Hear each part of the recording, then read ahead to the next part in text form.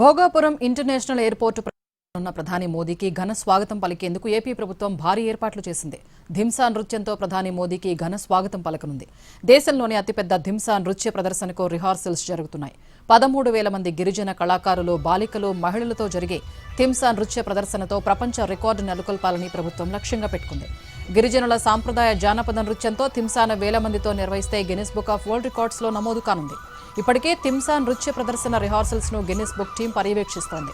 పార్వతీపురం మన్యం జిల్లా నుంచి 5,000 మంది, విశాఖ జిల్లా నుంచి 6,000 మంది, అల్లూరి సీతారామరాజు జిల్లా నుంచి 2,000 మంది ఈ ప్రదర్శనలో భాగస్వాములు కానున్నారు. గిరిజన సంప్రదాయ నృత్యమైన గిన్నిస్ రికార్డు రావడం సంతోషంగా ఉందని అంటున్న మంత్రి గుమ్మడి సంధ్యారాణితో మా ప్రతినిధి వెంకట్ ఫేస్ టు ఫేస్. ప్రారంభోత్సవానికి నరేంద్ర మోడీకి స్వాగతం పలికేందుకు పెద్ద ఎత్తున ధింసాని ఇక్కడ ఏర్పాటు చేయడం జరిగింది. మేడం, దీనికి చెప్పండి, ఇట్లా ఏ విధంగా మీరు ఫీల్ అవుతున్నారు? ఇప్పుడు వరల్డ్ రికార్డ్ రావడం చాలా సంతోషంగా ఉందండి.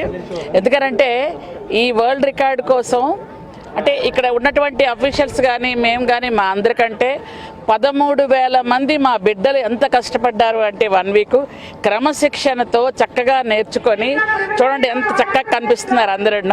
అందరూ చక్కగా అంటే విరిసిన పుష్పాల్లాగా ఒక్కొక్కరు అందరూ కనిపిస్తున్నారు. వాళ్ళందరూ 1 వీక్ వాళ్ళ కష్టం ఇది. ఈ అందరూ చంద్రబాబు నాయుడు గారు ఖచ్చితంగా ఒక వరల్డ్ రికార్డ్ తీసుకురావాలనే ఉద్దేశంతో ధింసా నృత్యంతో ప్రధానమంత్రి గారికి స్వాగతం పలకాలనుకున్నారు. ఈరోజు అది నిజమైంది మాకు. రేపు అందరూ కూడా ఇదే డ్రెస్తో ప్రధానమంత్రి గారికి, ముఖ్యమంత్రి గారికి స్వాగతం పలుకుతారు. చాలా సంతోషంగా ఉంది. 13,000 మంది పిల్లల్ని ఒక చోట కూర్చుని పెట్టి ఒక దగ్గర డ్యాన్స్ చేయించడం అనేది చిన్న విషయం కాదు. అది ఎంతో కఠోరమైనటువంటి క్రమశిక్షణతో చేశారు. చాలా వీఆర్ బ్లెస్డ్, చాలా సంతోషం. మేడం, దీనికి మీ ప్రభుత్వం తరఫు మీ యొక్క ఎవరైతే ఆఫీసర్స్ కానీ ఇట్లా ఎంత కృషి చేయడం జరిగింది మేడం? నిజంగా ఒక టీం వర్క్, అందరూ కష్టపడి చేశారు. ముందు ఒక 50 మందికి నేర్పించి, తర్వాత 250 మంది నేర్పించి, ఆ 250 స్కూల్స్కి పంపించి, తర్వాత వీడియోలు ఇచ్చి అలా ఒకేలాగా చేయటం అనేది చిన్న విషయం కాదు. అందరూ కూడా పిల్లలు నిన్న ఫస్ట్ టైం కొంచెం ఇలా అయ్యారు. ఇంకా సెకండ్, థర్డ్, ఫోర్త్ చేసేటప్పటికి పర్ఫెక్ట్ అయిపోయారు. నిన్న మళ్ళీ ఇంటికి వెళ్ళి ఈరోజు వచ్చిన తర్వాత వాళ్ళు పూర్తి డ్రెస్తో ఈరోజు చూస్తుంటే ఎంత ముచ్చటగా ఉందంటే, ఎంత ఆహ్లాదకరంగా ఉందంటే, ఎంత సంతోషంగా ఉంది. మా పిల్లలు గెలిచారు అంతే మేడం. అలాగే అంతర్జాతీయ విమానాశ్రయం వరల్డ్ క్లాస్, అలాగే మీ పిల్లలు కూడా పెద్ద ఎత్తున గిన్నిస్ రికార్డ్ సాధించారు. మీ ఫీలింగ్స్? ఈ విమానాశ్రయం మాదండి.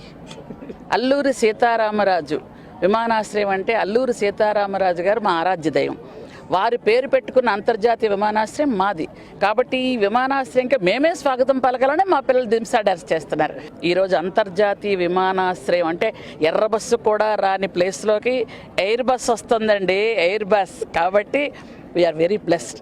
నాకు చాలా గర్వకారణంగా ఉందనేది మంత్రి గుమ్మడి సంధ్యారాణి చెప్తున్న విషయం. వీడియో జర్నలిస్ట్ అనిల్తో వెంకట్, ఎన్టీవీ, విజయనగరం.